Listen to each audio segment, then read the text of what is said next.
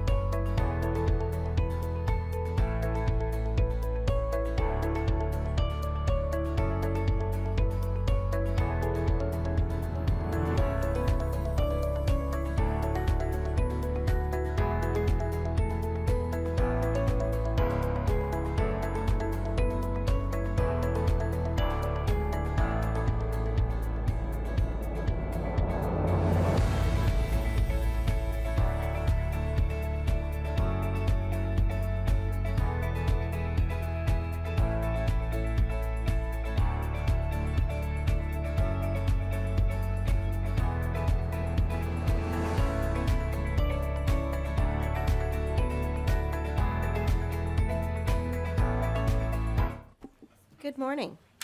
I will call this meeting back into order for the Subcommittee on Elections. It appears that we do have a quorum present at this time. I have a motion to approve the minutes for February 13th, 2020. Would someone like to move the minutes? So moved. Thank you, Representative Nash. The minutes have been moved. Is there any discussion on the minutes? All right, hearing none, I'll say aye to approve the minutes. Aye. Aye. Any say, are those opposed? Okay, great. We'll move on to that. Next up, we have before us House File 3429. Representative Dehn, would you like to move your bill? Chair Bonner, yes, I'd move House File 3429, and I believe this goes to The government operations? it's government operations. I would move it, that it be re-referred to government operations. Thank you. We can move House File 3429 is recommended to be referred. And do you have an amendment, Chair Dehn? I don't believe we have an amendment, Madam Chair. Okay, thank you. No amendments.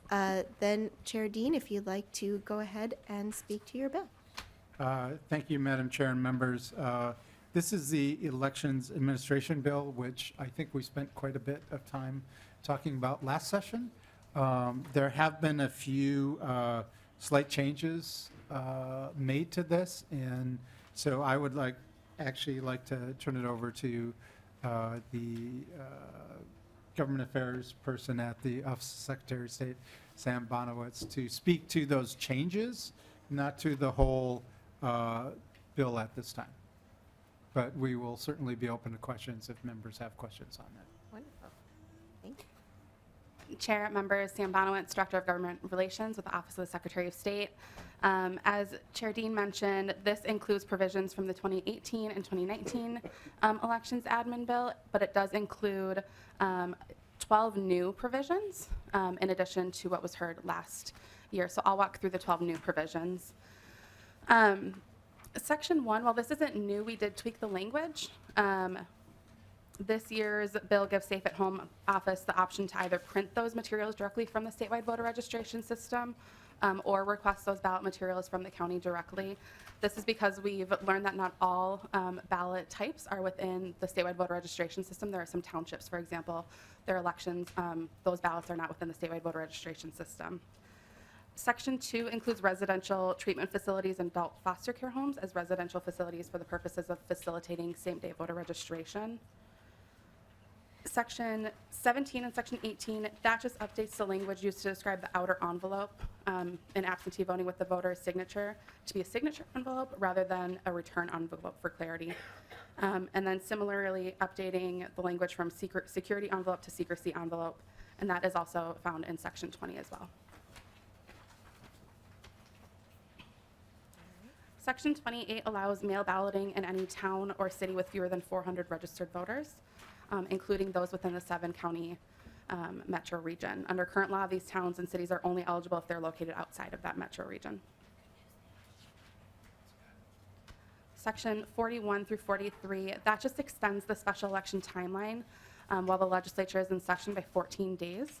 This is in response to recent special elections where absentee ballots were unable to be delivered and returned in a timely manner for those ballots to be counted. Section 54, this just clearly states that safe at home participants are able to cast their ballot in the manner provided for in Chapter 5.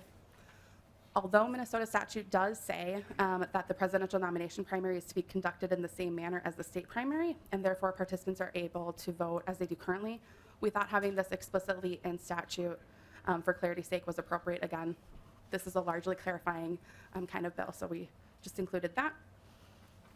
Section 55 clarifies that some of the provisions within 207A.13, that's the presidential nomination primary, are specific only to the participating major parties. So only the participating major parties need to get us the candidates to appear on the ballot. Only the participating major parties will have printed ballots.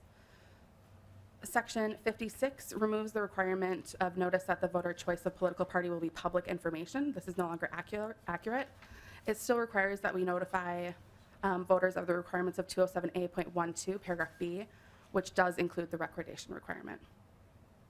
57 extends the deadline for major political parties that for when they have to get their certified candidates for president and vice president, as well as presidential electors to our office to allow for a later national convention for one of the major parties. The last one, section 64, aligns the timeline of the 2017 voting equipment grants with the timeline of the 2019 voting equipment grants, so that they both end on the same time to allow for a more streamlined process for the counties and cities and our office. The 2017 funds are scheduled to expire June 30th of 2020, and this would make them available June 30th, 2022. And that is all of the new provision. Thank you. Do we have any discussion to the bill?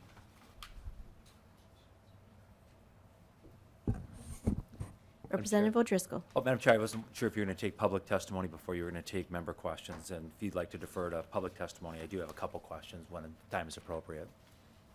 Okay. Would we prefer to do public testimony first? Sure. We certainly can. Do we have any testifiers to the bill?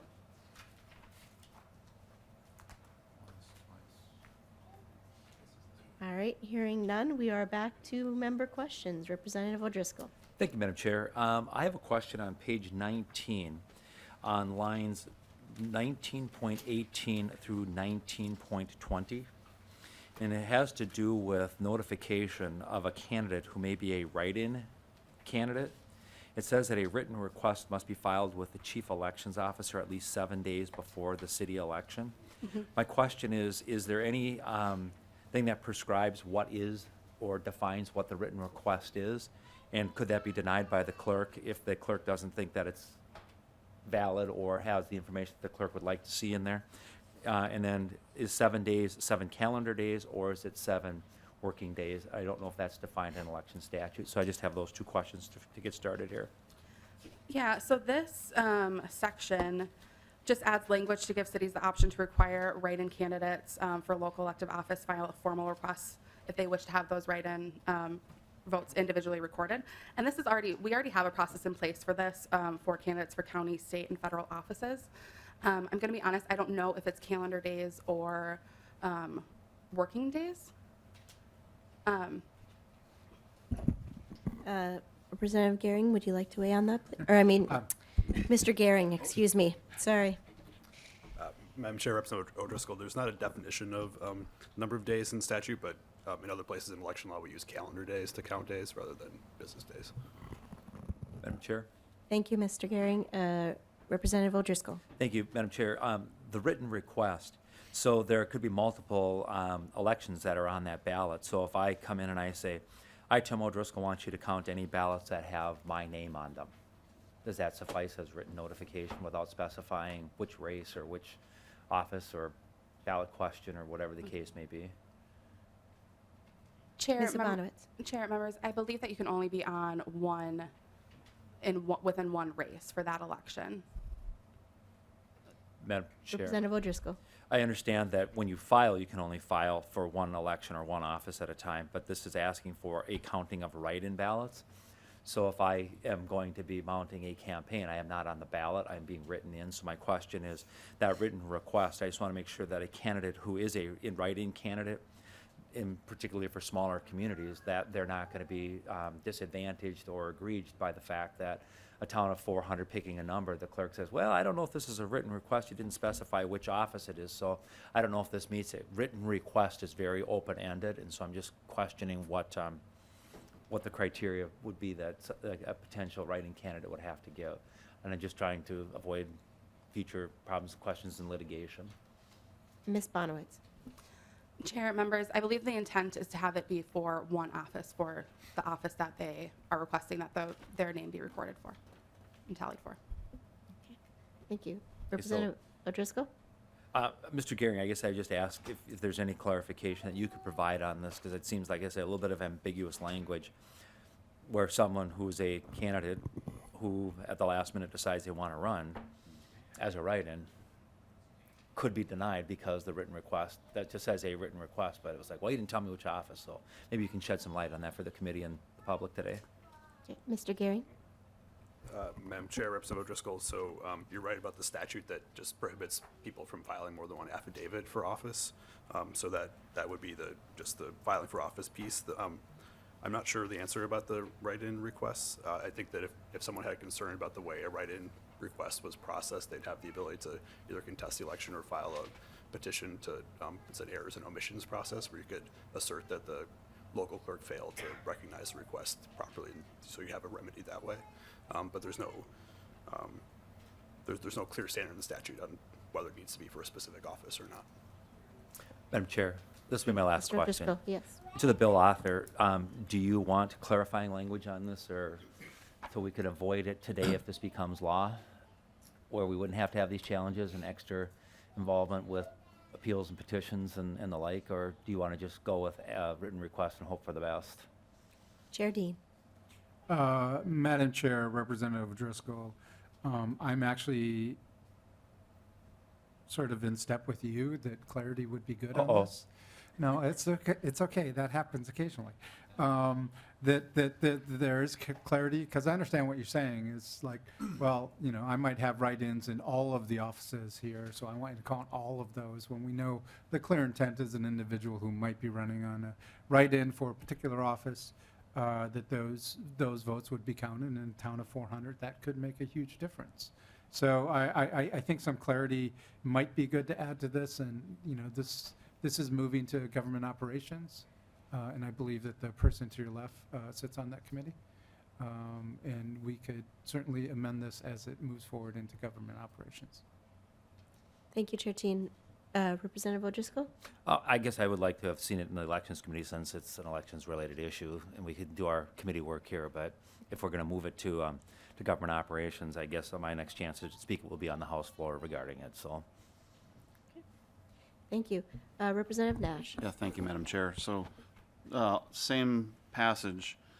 So, was a mayor of a statutory city myself, and have seen both in my district and in my own city a write-in campaign that was sort of in stealth mode before the election, and the requirement of a 7-day request before the election would sort of out the stealth mode write-in campaign. And let's say a person running for mayor in a small town 7 days prior to the election did something really stupid. That, you know, mayors never do that, but, you know, well, yeah.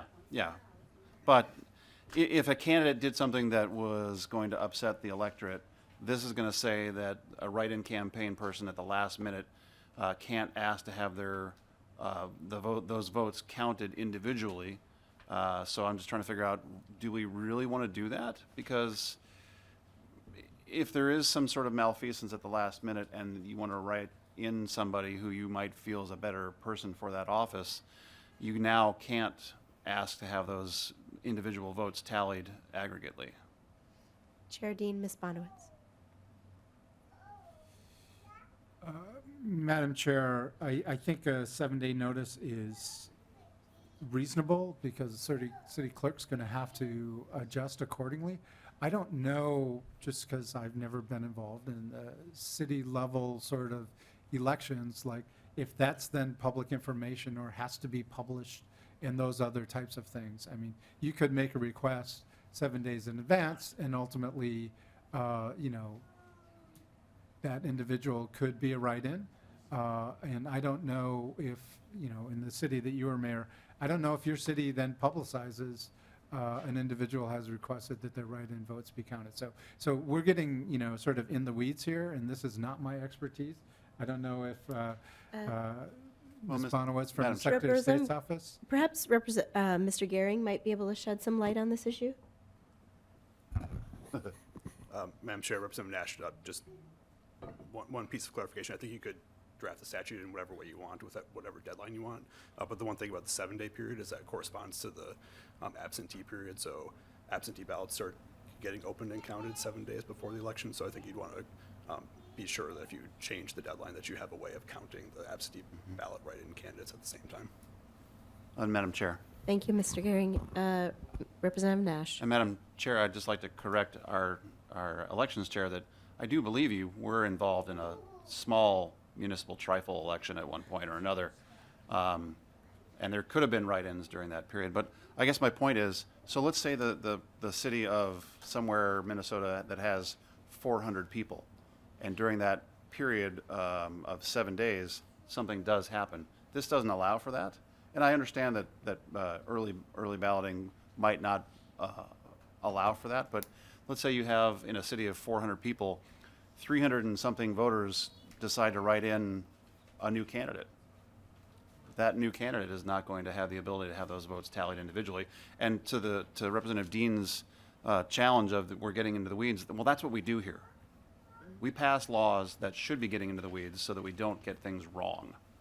So I think that I do have some pause, and I believe Representative O'Driscoll has some pause on this particular passage because it doesn't really take into consideration,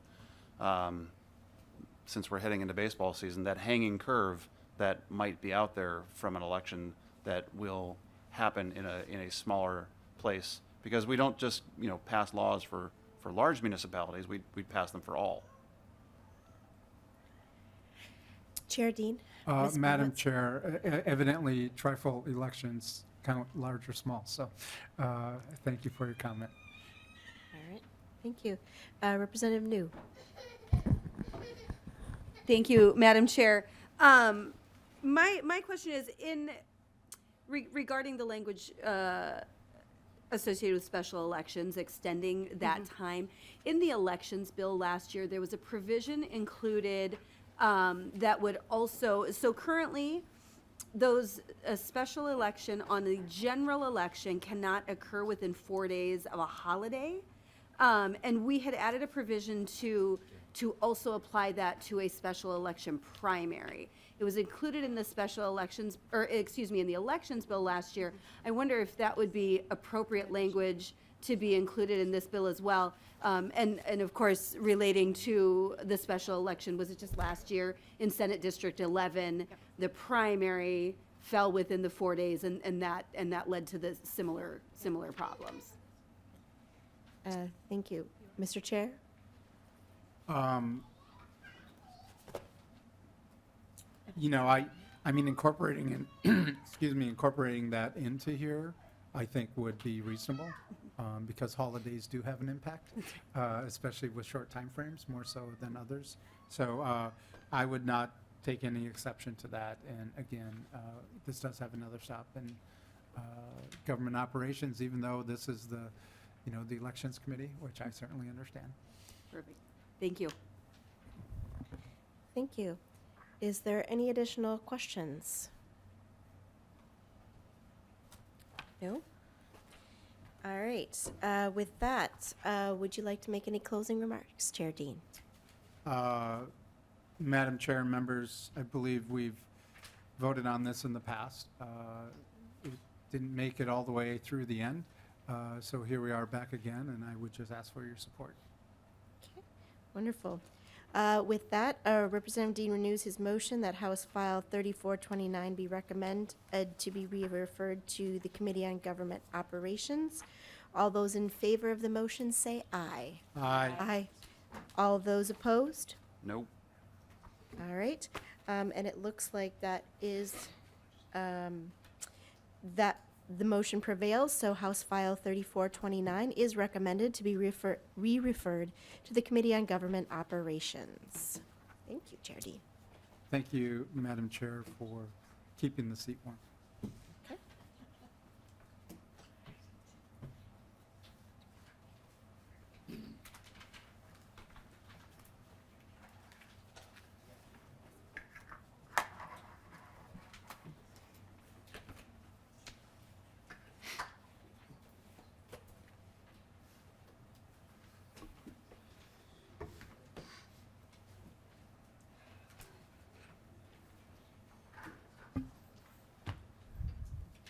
Thank you, Vice Chair Bonner, for doing such a great job with my bill. Next up, we have House File 30, 06, Representative Freiberg bill. If you'd like to come forward, Representative or Chair, and speak to your bill. Thank you, Mr. Chair, members of the subcommittee. This bill would put us in line with 46 other states in the country. It is a simple change. All it does is say that the legislature does not need to legislatively give its approval for the state to accept federal election security funds through the HAVA program. Just the last couple of years, I don't feel like much has been added by the legislature. In fact, I think a great deal has been taken away. I think our election security has been kind of held hostage by unrelated issues, and I just think we should do what 46 other states do and trust our Secretary of State's office to follow the federal law. There is a lot of requirements in federal law as to how the funds can be spent, and just follow their practice. This bill is my initiative. It wasn't brought forward by the Secretary of State's office. I do appreciate him being here to give some guidance on it as well, if he'd like to, or if members would like him to. Thank you, Chair Freiberg. You do have a testifier there. I'm happy to give him some purview to speak to this, and we'll open it up to the public and then to members' questions afterwards.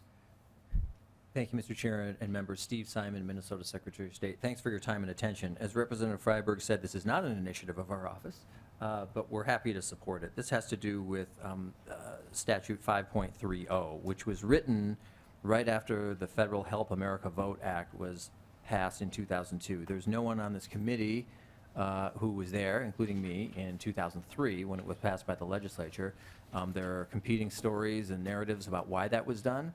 But all I know is that when it was done in 2003, the same bill that contained the structure here of 5.30 also contained the money for then Secretary Mary Kiffmeyer to get $6.5 million in election funds. So it never was at the time, and I assume was not intended to, be a vehicle to block these election funds. I wish I could say the same about 2018 and 2019. Now, to zoom out a little bit, in 2016, Minnesota was one of the 21 states that was targeted by a foreign government, whose election system was targeted. We know that. We've dealt with that. Many of you have been really hands-on in both parties and both chambers on this issue. So election security is real. It's the #1 threat facing our elections today.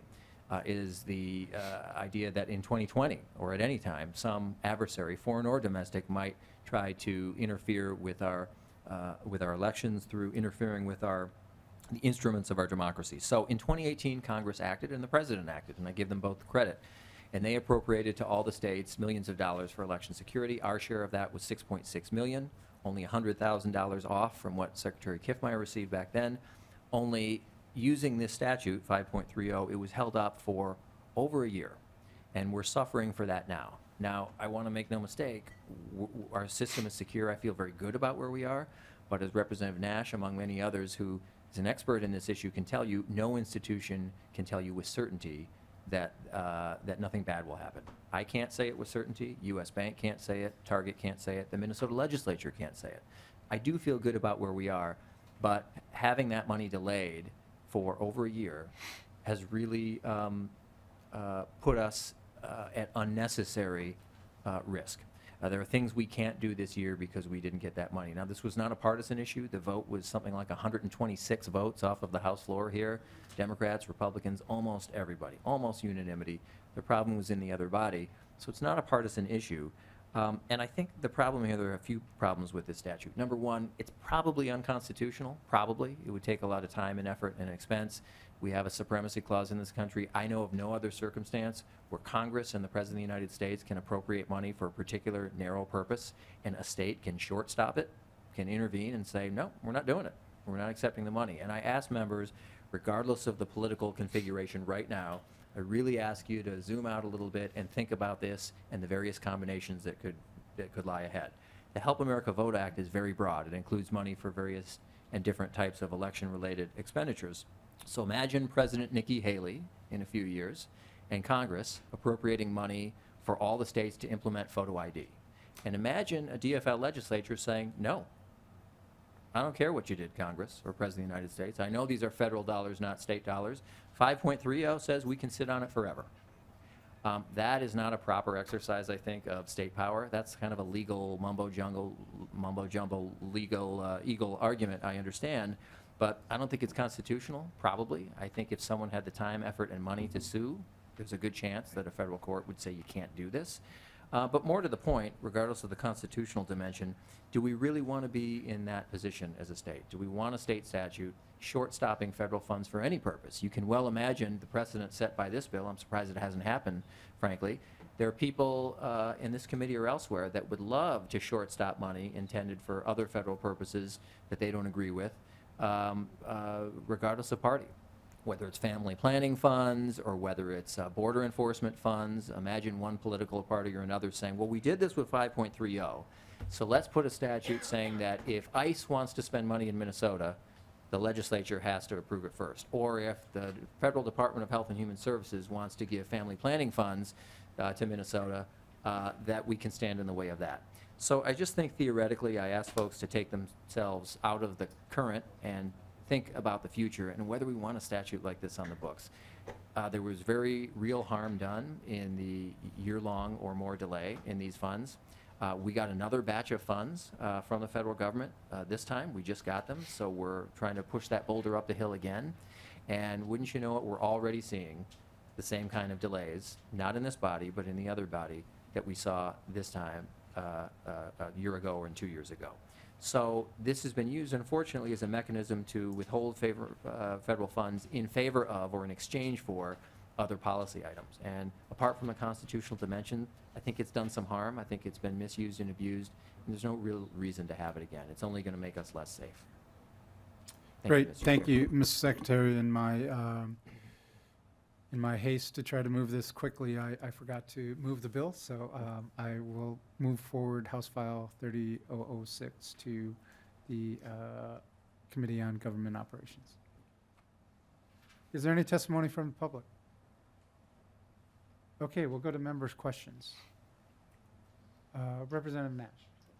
Thank you, Mr. Chair. I'd like to talk about a couple of things that have been going on in the legislature around the Blue Ribbon Commission on IT. Representative Bonner serves on that with me. And earlier in State Gov 5, we talked about how it is a very bipartisan effort to take the funds that we have relative to IT initiatives here in the state of Minnesota and begin moving things forward in a very strong bipartisan manner. And because of that has happened in the interim, I understand that, but because of that, I don't support this. And Mr. Secretary, you know that I have spoken loudly in favor of election cybersecurity, much to the chagrin of some people that we might have heard from. But here's the thing. I take my role as a legislator very, very seriously, and statute says that we are the funding mechanism for things, and we have oversight of your budget. And when you were a legislator, I know you took that same responsibility very seriously. Take that responsibility that is in statute and marry it with the Blue Ribbon Commission that is working hard to move things forward. I can't support this. I don't support this. I think that we need to take a pause and understand, and maybe we talk to our colleagues in the other body, and we'll speak slow and use flashcards, but thanks for those few laughs. But I think that we need to help them understand that this is an important issue and that there is a place, I believe, that the legislature needs to be involved, must be involved. And I can only surmise that you felt the same way because this is not your initiative. So you did not request this. You didn't raise your hand and said, hey, I need the help. I think there's a solution here, and it's called working together. And I'm not going to back down on that. I think this is very, very serious. And Representative Freiberg, I'm going to disagree with you here. I don't think that this is something that we want to do. I think this sets a bad precedent. I think this eventually opens up the door to say, we'll just find a way to bypass the legislature. The people of Minnesota send us here to handle the money that is collected in taxes and money that is sent from the feds, that is also their tax money, into the state, I'm not going to relinquish my responsibility, and I would encourage my colleagues to also not relinquish their responsibility. And before I forget, I'm going to ask for a roll call on this vote. A roll call has been requested, and I'm not 100% sure that there was a question there, Representative Nash, but I see that the Secretary has two fingers up, so I will call on you, Mr. I Secretary. do. Mr. Chair, thank you. And Representative Nash, I appreciate all the work you've done on election security and IT matters in general. Truly. I guess I would say this, and you were there for the state government finance discussion. Some other folks brought up some similar points and sounded some similar notes. You know, I'm all for oversight. You need to exercise it vigorously, no matter who the governor is, no matter who holds what office. And I'm happy to be hauled or asked, or hauled, I suppose, before this committee or any other, and justify and explain why we spent any state funds or federal funds, for that matter. Or, as I'll make the offer here publicly, any one of you who ever want to meet with folks in our office, I don't have to be in the room. I don't need to be in the room controlling things. I'll leave. And if you want to talk to the civil servants and others who do this, there's an open, non-expiring invitation for you to do that. But this is different. This is short-stopping federal money. This isn't oversight. This is stopping it. And I guess by this logic, I would ask the rhetorical question, why not do this across areas? Why not have a version of 5.30 in almost every other substantive area where there's a federal outlay, where Congress and the President of the United States have said, we are giving this money for a federal purpose to you, and the state could just intercept it, could just totally shortstop it. That's what this is. Or hold it hostage for other things. That's what's happening now in the other body. So I just ask you to think about that precedent. Two things can be true at the same time. This can be overkill, and you can be vigorous practitioners of oversight at the same time, in my judgment. Thank you, Mr. Representative Freiberg? I can save my remarks for my closing. Okay, It was more of okay. a comment, as you said. Next, we have Representative New. Thank you, Mr. Chair. Two questions. One, certainly I have concerns about this, but my question really relates to the requirement of a state match. So with this standing appropriation, you would be, or the Secretary of State's office would be allowed to spend those HAVA dollars. What happens? You know, say we're running a deficit. I mean, it wasn't all that many years ago that we had a $5 billion deficit in our state budget. What happens if we hit a year where there's a deficit and those matching funds are not appropriated, but the Secretary of State's office has now spent those funds? I would ask Representative Freiberg what would happen in that situation. Thank you, Representative New. Representative Freiberg or Mr. Secretary? Sure.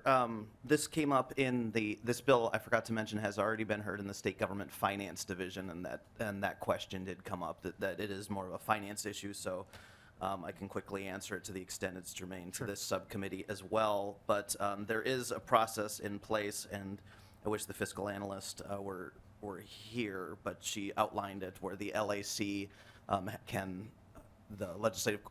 LCC, the Coordinating Commission, has the ability to, if there's a concern about finance, they have the ability to stop it. And I don't know if the Secretary has any additional comments as well. Mr. Secretary? Well, Mr. Chairman, Representative New, I would say this. It really, at the discretion of whoever Secretary of State, you are taking a risk. The federal law says you can start spending the money before you get the match, but just know that if by 2 years after enactment you don't get the match, that's on you. We will claw back that money. So me, or, I'm passing through. I'm the 22nd Secretary of State. There will be 22 or more after me. Think in terms of the future. That person, if this federal scheme continues the way it is, will have to make a judgment call. And they would be taking a big risk by spending a lot of it soon without getting the match. That's a very fair point. Thank you. Representative New, you had a second question? Yes, thank you, Mr. Chair. And just a comment on that, I think I think that alone makes this bill really untenable for me. The reason being, we all know if of course a less responsible Secretary of State were to move forward and spend those funds and not get that match, who's on the hook? It's not going to be the Secretary of State's office. It's going to be Minnesotans with increased taxes paying for those expenditures that really could have been prevented. The other question I have, I think we could use some clarity. There is statute regarding reviewing of federal expenditures, and that already is in statute, that the legislature has the ability to do that. And I wonder if Mr. Gehring would be willing to review that for us a little bit, because that does already exist. I mean, it's 3.3005, if we want to review that, but I think it would probably help to understand that better. Okay, Mr. Gehring, I know that I was really, really late. We have the room till 12, and if we don't finish up, we can certainly come back at 6:30 as well. Mr. Gehring. Mr. Chair and committee members, yes, so this is the process that Representative Freiberg already mentioned that Ms. Roberts outlined in the State Government Finance Committee, but there is a process where, in statute, where when federal money comes into the state, it either gets included in the governor's budget for expenditure, or if it comes during the interim period, there's a process where the Legislative Advisory Committee is authorized to review those planned expenditures and then make recommendations one way or the other. And depending on whether the expenditure needs to happen on an urgent basis or non-urgent basis, there's different steps that happen in that process. But that's the mechanism that applies generally to federal funds that come into state, is that there is this sort of route that the money goes, so that there are legislators involved in seeing how the money might be spent and where it might go. Thank you. Yes, Mr. Chair. Representative New. And thank you, Mr. Chair. And so just to clarify then, this language would bypass that procedure. Mr. Gehring. Mr. Chair, Representative New, yes, so this would be just a statutory appropriation of the federal funds to the Secretary of State, so that LAC process wouldn't apply. Thank you. Thank you. Representative Bonner. Thank you, Mr. Chair. Representative Freiberg and Secretary of State Steve Simon, I have just a couple of questions for you. How many states actually follow this type of procedure? And I guess the part two to that would be, how do other states handle similar appropriations of federal funds? Mr. Secretary. Mr. Chair and Representative Bonner, I think we are one of 4 states that has this procedure. I can't speak knowledgeably on what other states do with their federal funds. With these federal funds, you mean this particular kind, under the Help America Vote Act? Oh, that I do know. Under the Help America Vote Act, it is a direct pipeline from the EAC in Washington, D.C., the Election Assistance Commission, to an account that the Secretary of State or the chief elections official, in some states it's not the Secretary of State, gets access to immediately. Okay. Thank you to that. Chair Bonner. Thank you, Chair.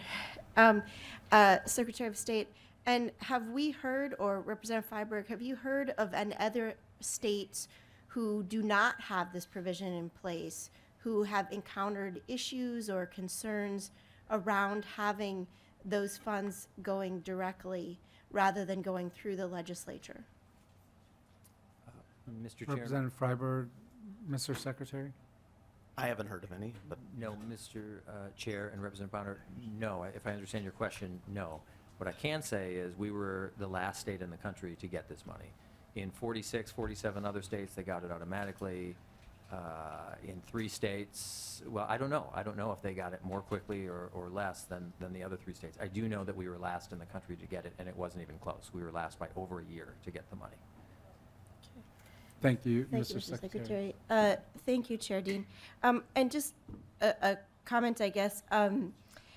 One thing is, and this is my opinion, but I guess I am having a difficulty understanding. I appreciate, as a legislative body, that we need to be very mindful of our responsibility of being good stewards of the people's money.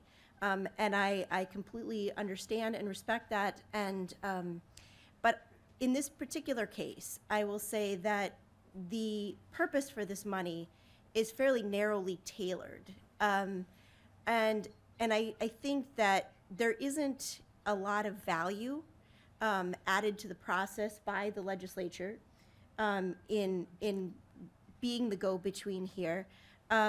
not to mention, I know it was brought up that we may have a concern about if we have matching funds, but I guess as good stewards of the people's money, it is my opinion personally that as the folks who are watching the bottom line and watching the budget, if we know that we have a bill coming due, it should be incumbent upon us as legislators to make sure that we are honoring those bills that are coming due.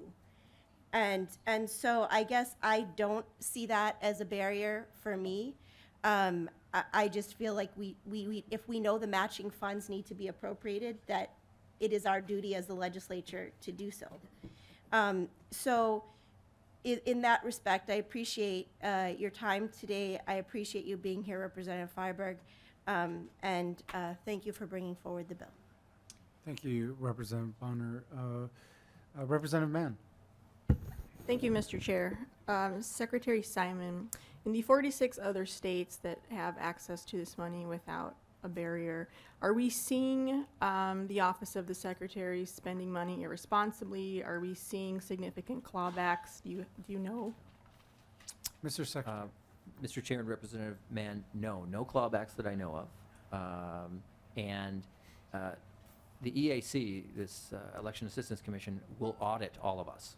So we already get audits to make sure that not only are we spending the money within the 6 narrow categories set forth in law, that's all you can spend it on, 6 categories that are set forth in state law, but that we're accounting for it in the correct way. For example, we have to track certain people's time on certain projects within a quarter of an hour increments. So you have to say, this person worked on this project for 27 hours and 30 minutes, or 28 hours and 45 minutes. We have to track it in 15-minute increments. If we don't do that, we could face some sort of repercussions as well. So there are vigorous federal audits of this federal money. Thank you.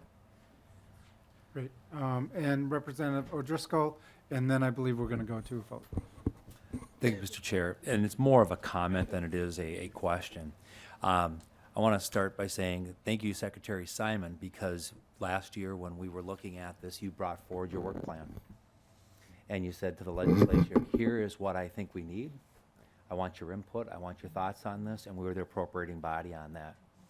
If we do the what's being advocated in this bill, the legislature could be with a different Secretary of State, because it's not a statutory requirement, to come forward to talk to the legislature about how that money is being spent. The real way that we could find that out would be after the audit has been done. We get a post report as to where things were in a Secretary of State's office that was not as forthcoming as you were. I think it's a good check and balance, because the legislature is going to be asked to appropriate a matching portion of this, and the legislature should have agreement with the Secretary of State's office. As has been pointed out this year, in this committee today, and in previous committees, in previous years, we have a lot of folks who have IT expertise, and they may want to get a comfort level with those kinds of things. So coming to the legislature to ask for that approval isn't the end of the world, but it also helps to keep the checks and balances of where the monies are appropriated and where those monies go. And so, as I say, it's not more of a question, it's more of a comment that the current system, and I have been an advocate to help you in this body to try to be able to get those funds. And my comfort level has been, is you've come with a work plan, and you've said, here's what we're going to be doing, here's what we're going to be looking at doing, here's how I plan on spending the money. And we spent countless hours in committees over the years working on that. I like that comfort level. I think it helps preserve voter integrity, and it helps with transparency as to what's happening, and what the people in the state of Minnesota, when they put their head to their pillow at night, know that we're working to try to be transparent, to show them what's going on, and to help them preserve the integrity of their elections in the state of Minnesota. Thank you, Mr. Chair.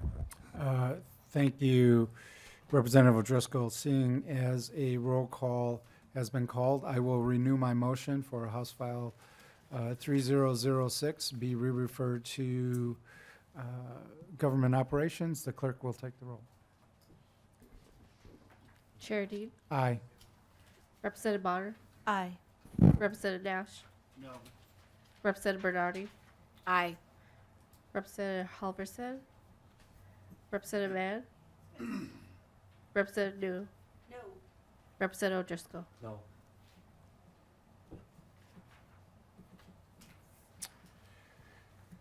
Seeing there is 4 ayes and 3 nays, the motion prevails. You're on your way back to your committee. Thank you, and members, last on the agenda, if I find it, is House File 983, Representative Elkins. This bill will be referred to government operations, like many of us, Bill. So I will move your bill, House File 983, be re-referred to government operations. Go ahead and present your bill, and then we'll open up conversation. Yeah, and we do have an amendment to present. Oh, as well. I'm sorry. Yes, there's a A1 amendment. If you would, I will move your A1 amendment, and if you could speak to the amendment, Representative Elkins? Thank you, Mr. Chair. Yeah, so we heard this bill extensively last year. The amendments are technical in nature. These are small changes that were suggested to us by local elections officials who are currently administering ranked choice voting in their cities. The amendment itself is, pretty self-evident in terms of the changes that are required. But basically, the bill, under current state law, charter cities are allowed to elect to conduct their local elections using ranked choice voting. This would extend that right to statutory cities, townships, counties, and school boards as well. It also Representative Elkins, Yeah. if I could put you to Yep. pause real quick. Yep. I was curious about the A1 and those changes. If you could just speak directly to them, and then we will adopt the A1.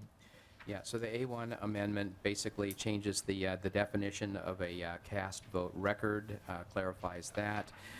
In subdivision 7, on the local elected officials, basically changes the terminology briefly from chief to local, just as a wording change suggested by, again, local elections officials. Clarifies that there must be a tabulation center for the physical counting, but only if there's a manual accounting, tallying of the votes that are required. The change in section 7 just specifies that they must be able to the election officials must be able to provide basically a spreadsheet of the total for inspection. Section 12 adds language that the requirements in this section are to the extent practical. And then on the last section, section 14, changes the term from county auditor to local election official. See, those are Great. pretty technical cleanups. Thank you, Representative Elkins. Any questions on the A1 amendment? All those in favor say aye.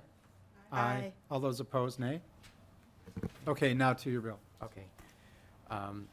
Yeah, so again, this one just extends the ability for additional local governments to conduct their local elections using ranked choice voting, including counties, school boards, statutory cities, and townships. And standardizes the form of the ballot and the method of tabulating the votes for both all of those as well as charter cities as well, so that all of the local election officials will have a standardized method of designing the ballots and counting them. Thank you, Representative Elkins. We're running close to, well, we're over, but running close to wrapping up here. I would like to ask if there's any public testimony, and if you could hold that to 3 minutes, if any. If not, we're all fine with not having any. Oh, any questions from committee members? Yes, we have heard this a couple times. Yeah, the Secretary of State is prepared to make comments, but if it's not necessary. You know, we've enjoyed seeing your face this morning, Mr. Secretary, but I'm not sure you need to come up and comment. There will be other opportunities in other committees as this continues to move forward again. So with that said, I renew my motion for House File 983 as amended be re-referred to government operations. All those in favor say aye. Aye. All those opposed, same sign? No. Okay, the motion prevails, and you're on your way to government operations. Thank you, committee members. Thanks for being accommodating when I had to be at 3 places at one time. This meeting is adjourned.